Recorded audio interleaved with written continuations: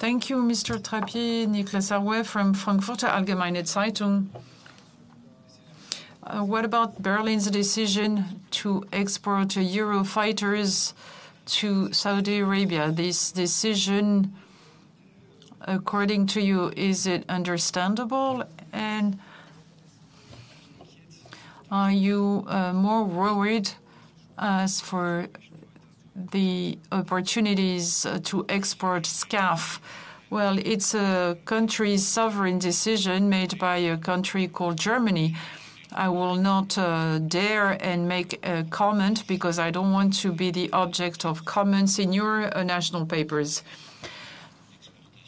Now, this exports decision is a sovereign decision by member states, and that's very good. And of course, I'm worried. France has expressed its concern as well. We have a business model to produce and sell jet fighters, giving preference to France. So if there is cooperation in the future, we will give preference to those countries cooperating with France for their development. But we don't think that if there is no export, we will not go for the future development of such programs. So that's a concern we will have, and this will be in the hands of policymakers. Such decisions will be in the hands of policymakers. I'm from Le Point magazine.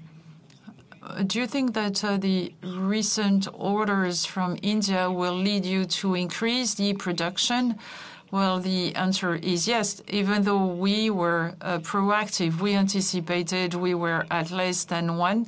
Our pace will be 3. Some of the parts are already at this pace 3, in order indeed to meet the challenge of these expected orders. So it is going to increase the pace of production for Rafale, for India, and for Indonesia alike, since we're waiting for the entry into force of the contract with Indonesia for 18 aircrafts in the coming days and another 18 aircrafts in the future.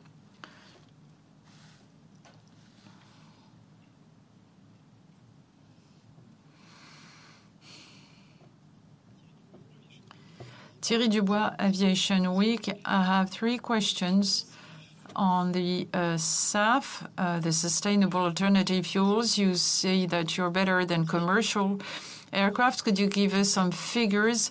Still talking about SAF, are the Falcon customers ready to pay more for that? And regarding the supply chain, you said that there were some problems in hiring, that you were struggling with the commodities and raw material, that it was disrupting the deliveries. Is it visible up to the stage of delivery to your customers? Well, why am I saying that business aviation is ahead? And internally, we use 30% of SAF. I've made it's mandatory to use 30% of SAF for Falcons that are flying internally. Our customers are free to make their decision, but we know that they want to rely also on SAF. But I have no statistics because we do not collect this data in a systematic fashion, unlike commercial aircraft or airliners. Now, they are subject to 10%, I think, share of SAF by Brussels regulations. So we're ahead of them because our customers are ready to pay a higher price for this alternative fuel with a 30% blend, because they want to move on with decarbonizations and because they're aware that it is the solution for the future. And in our we've discussed it with our American colleagues and counterparts, and everybody is on the same wavelength. So we are all confident that since this fuels, alternative fuels, are available in the airports, but we know we only account for small volumes. And these small volumes can be used for a business jet. You go to Le Bourget and you can fuel your aircraft with this 30% blend. And some airports in the US, and when we say we use it inside the company, we use it also in Little Rock. When we fly our customers for our customers, we also have a SAF supplier and 30% of SAF for the maiden flights before delivery to our customers. So we're confident that our customers, particularly in Europe, our European customers really want to go for this decarbonization effort, and they will rely heavily on SAF. Now, regarding disruption on the supply chain, of course, it's put the producers and manufacturers under pressure. We are a bit late in some areas, but we're very agile, because every time we have a part missing, we carry on assembling and make sure that we will get the part at the right time, eventually, for the final assembly. Our Falcon customers are fully aware of that, and they understand our problems, and we discuss with them every time there is a small delay so that everybody will accept it, no problem. Vincent Lamy from Challenge. What about the Rafale's delivery windows? I wonder whether you will deliver for the French market 28 or 29. We've recently read also that Dassault is getting prepared to have a plan B for SCAF. You also have a cloud project with the Dassault system, and some see that it's a kind of an incipient program for the SCAF. Now, for Falcons, we do anticipate the orders because we know there will be so many orders. It's always difficult, but for the Rafale, we take the contract as a function of our production capacity. We say, well, we move on to production base 3, or maybe more, because, and then there are problems with the subcontractors and hiring people, etc. But when we sign a contract, we say to our customers when we think we will be able to deliver. It's from T0 of the contract, it's 38 months approximately, and then there's one aircraft delivered per month. So for the 26 Indian aircrafts, if the entry into force is in 2024, we will deliver them at the end of 2027 approximately. We still are able to keep up with the pace. Now, if there are many more contracts coming up, they will be difficult. But, you know, these are problems of a rich company. And our plan B,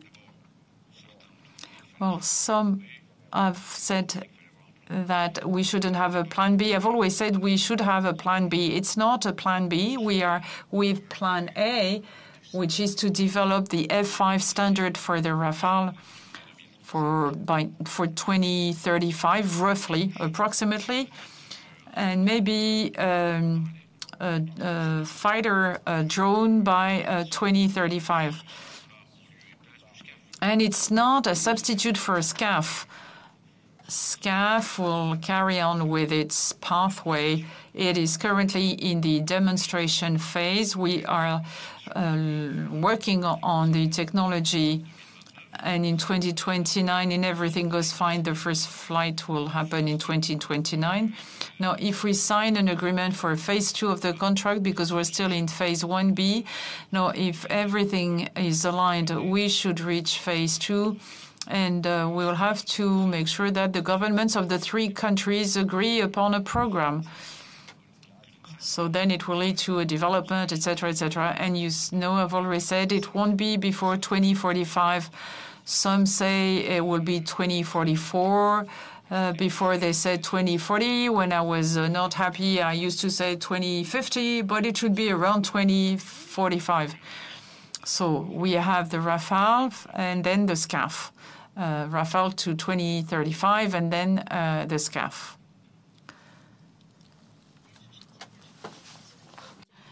Can you tell us a little more about the launching of the architecture studies for the Falcon 2X adapted to the PATMAR and the schedule that you have for this program, for this project? So this is the beginning of our work. We have a contract from the French Armed Forces to propose a project.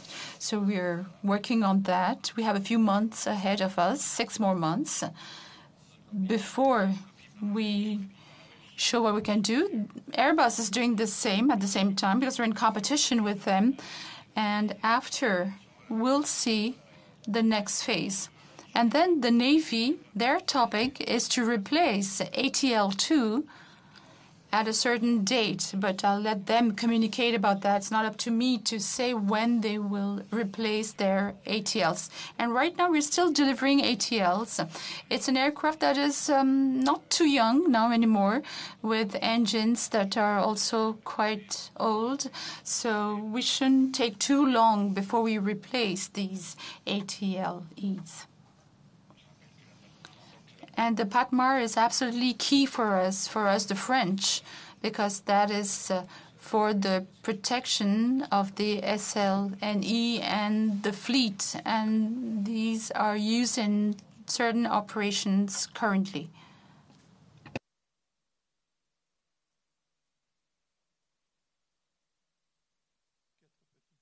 4 questions. You're talking about sovereignty. Does that mean that you don't believe in a cooperation in this area and you'd rather do it on your own? Second question, regarding aviation bashing. Don't you think that the profession is a bit sluggish, that we're not reacting? Because every evening on the second channel, in its climate weather forecast, they really bash the aviation industry.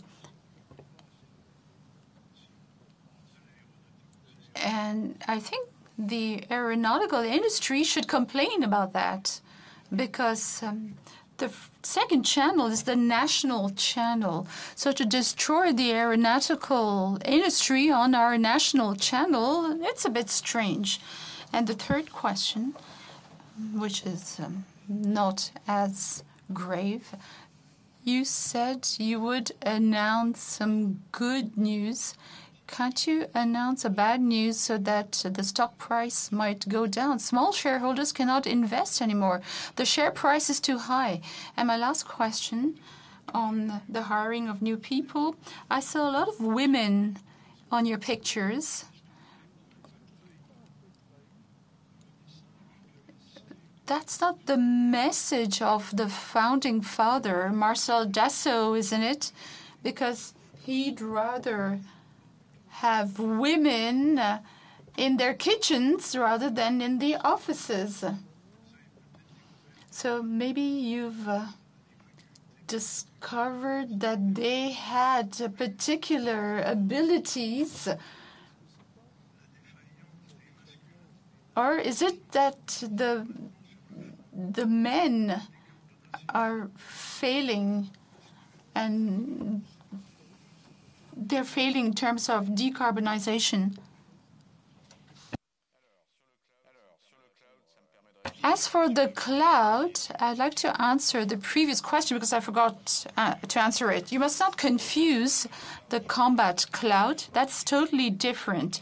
That is how we go to war with information circulating between different platforms, whether it's the aircraft, the ships, on ground, and this generate data, how we store this data, how we carry out operations with that data. That is the combat cloud. That is different from collaborative combat. Collaborative combat, you put aircraft together, they go together on a mission that's done in a microsecond, that's nearly real time, whereas the cloud combat is different. If we can do intelligence, we can do all kinds of things.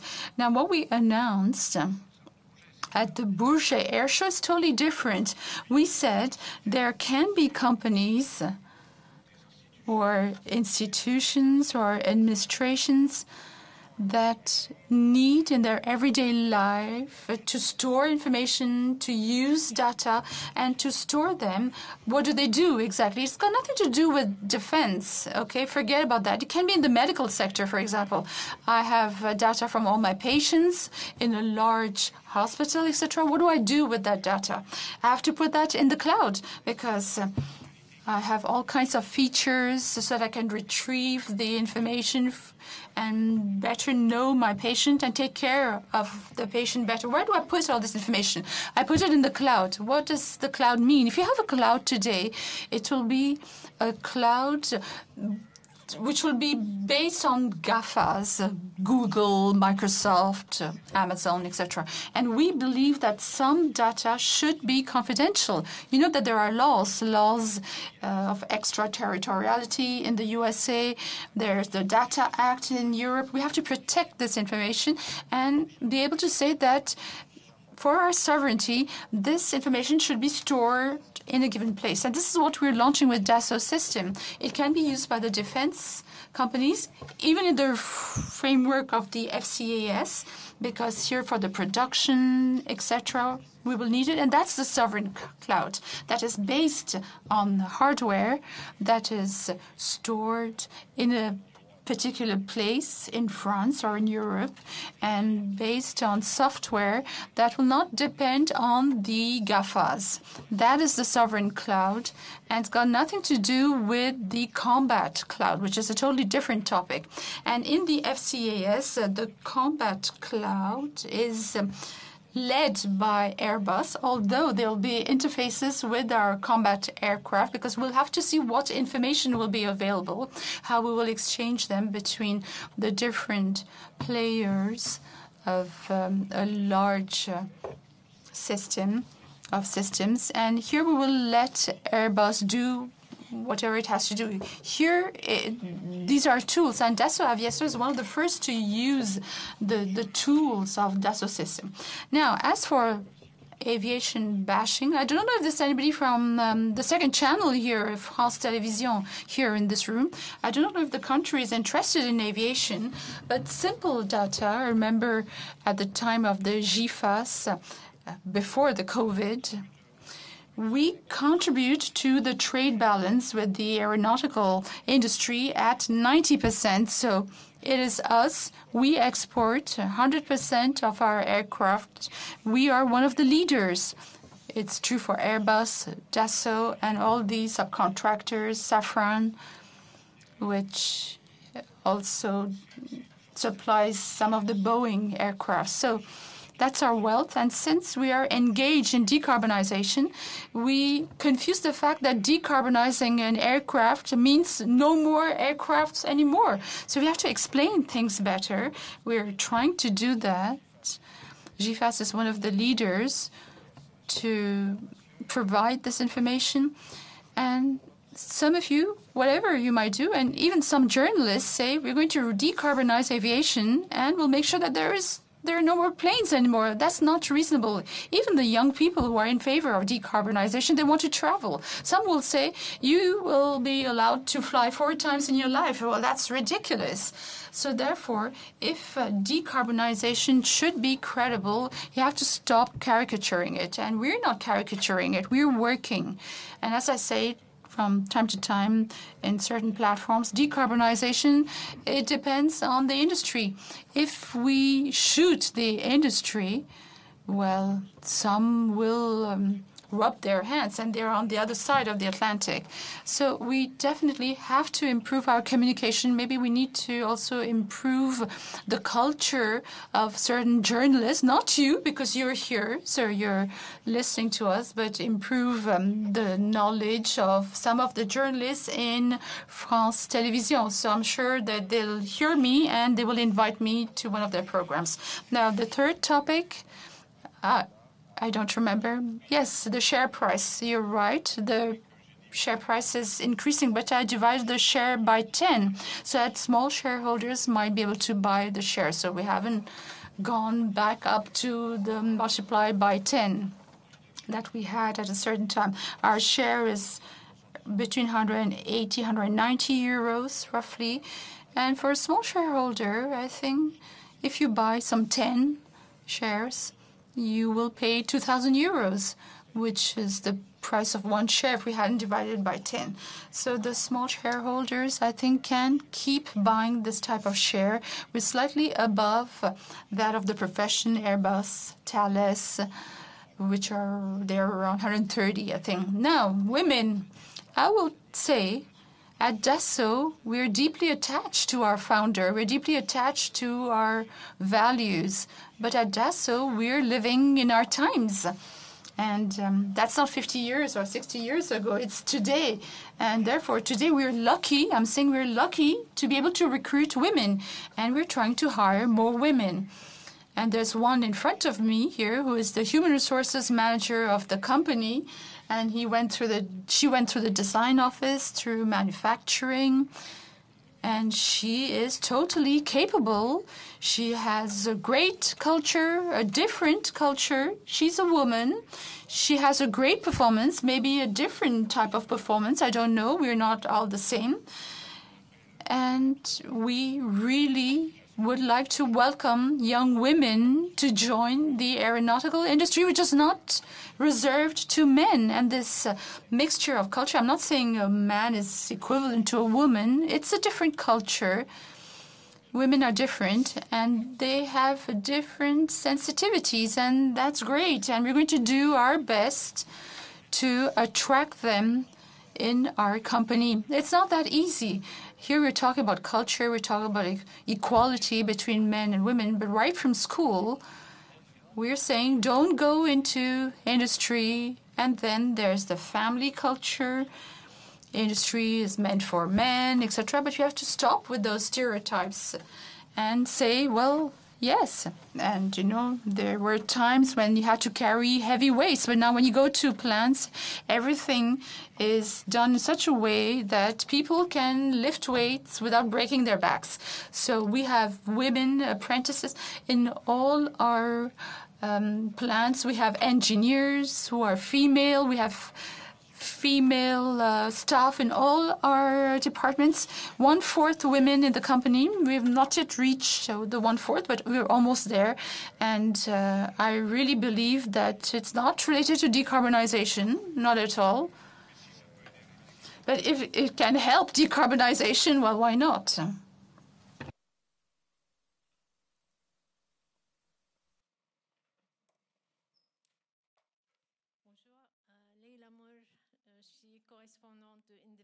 I'm the correspondent for Independent Arabia. You've talked about the IDEX airshow in Abu Dhabi. And as far as I remember, countries who would take orders with companies such as you had transfer contract, a transfer of something to the buying country. Do you have such contracts which do include transfers? And I'm new in this area of the industry. You've talked about SAF. What is it made of, and what about its performance as opposed to standard kerosene? And finally, I think there was an order placed by Egypt, put by Egypt, and they pulled back so that Greece could order its aircraft. For the last question, now Egypt has ordered, and there is no going back. Greece also has put orders and will be delivered. There are 2 aircrafts for Greece, pre-owned crafts from the French air defense, and which will be refurbished and sold to Greece, and new aircrafts will be sold to Greece. So that's for the third question. Regarding the transfers, you're thinking about offsets. In some countries, indeed, when we sign a contract, we are bound to bring technology or jobs because the country has spent some money in buying our aircraft. That's why, for instance, we have an assembly line in India for Falcons, not for Rafales. And we have some projects underway so as to fuel these transfer needs. There was also an offset with the United Arab Emirates for Mirage 2000, not with the Rafale, but it doesn't mean that there won't be anything included in the contract. We do control the transfer, and we do that under the scrutiny and approval of the French government authorities and the ordering country. And the third question on the SAF. You have two types of SAF that can be used from biomass, oils, for instance. So it's up to the oil companies to produce this type of alternative fuels from biomass. And in the future, but they're already all very available, you have fuels that are made from hydrogen. So it's a CO2 capturing at the same time, and they will be providing the same performance as kerosene standard fuels, but it is an equivalent type of performance, and we're very optimistic. We've received a report from the Academy of Technologies that does confirm it. The only thing is that you have to have scale effect on the prices so that the price of SAF will be comparable to that of standard kerosene. The challenge for these alternative fuels is the pricing. That's why the business jets will succeed earlier, because our customers are ready to pay a higher price for the fuels if those fuels generate fewer less GHG emissions. Now, for the commercial airlines, they will have to increase the price of the fares.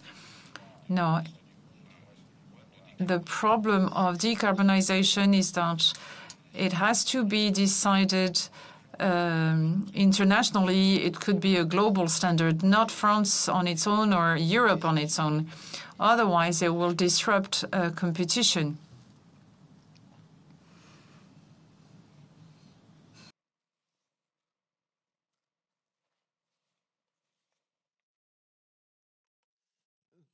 Still talking about SAF, you said that there is a hyper-European regulation as opposed to the US incentives. No, don't you think that the European regulation at least has the advantage of giving us some visibility by 2030, 2050 regarding the integration of SAF? And another question on the Falcon market. Could you please describe the current situation of the business jets per region now? What I was criticizing was the European taxonomy. If you go for decarbonization pathway from 2050 down to today, that's included in the Green Deal, but you cannot always speed up to please the decision makers. We need some time to decarbonize it, and it's 2050 for the industry, which was considered as a deadline. So you go back in time from 2050 to try and see what can be done until then. There could be incentives, but if you set a date, a deadline, and then there's a penalty, and if you go out of the European Union and there is no penalty, then it doesn't work. Hyper-regulation is the following. Because you have an aircraft of less than 19 seats, you are not included in the taxonomy. Well, Europe is sovereign, okay, but what about the rest of the world? It's not done elsewhere. as the French president said, it has to be a global standard or a global regulation. Of course, Europe can set the example and the model. Okay, fine enough. But we have to make sure that the decarbonization is paid for. There's a huge cost implied by decarbonization. So don't kill today those who will be the first one decarbonizing, be they the taxpayers or the companies that are also paying taxes and who are searching for solution to decarbonize. So it shouldn't be in the hands of the bureaucracy. It has to be led in a pragmatic fashion at a global way, and it has to be managed by the International Aviation Organization based in Canada and IATA. And we only focus on Europe, and we don't care about what is happening in China, India, the United States. And we don't even look at what is done by the British, who are no longer in the European Union. Doesn't make sense. So I'm not very happy indeed of this European taxonomy and this over-regulation imposed upon us by Europe, which doesn't take into account the industry.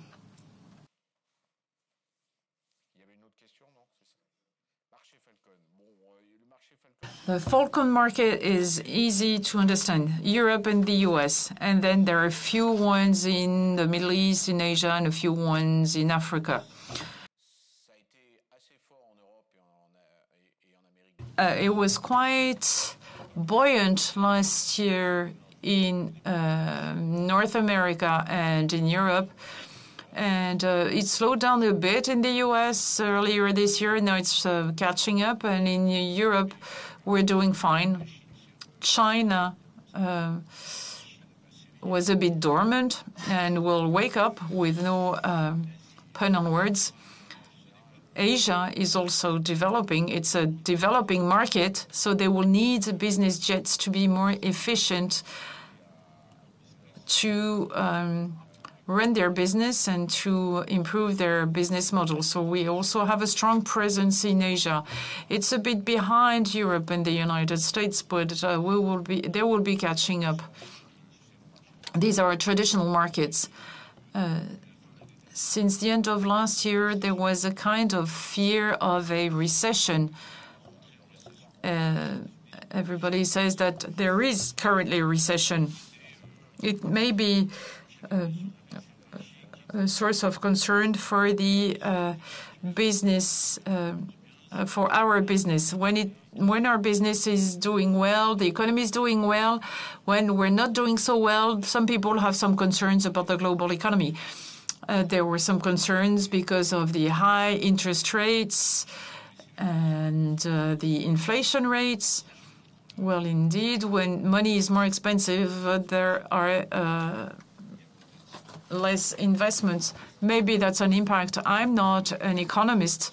Far from it. I listen to them, but not always, because sometimes they make mistakes. It is indeed to make prediction in a world of where there's so much uncertainty.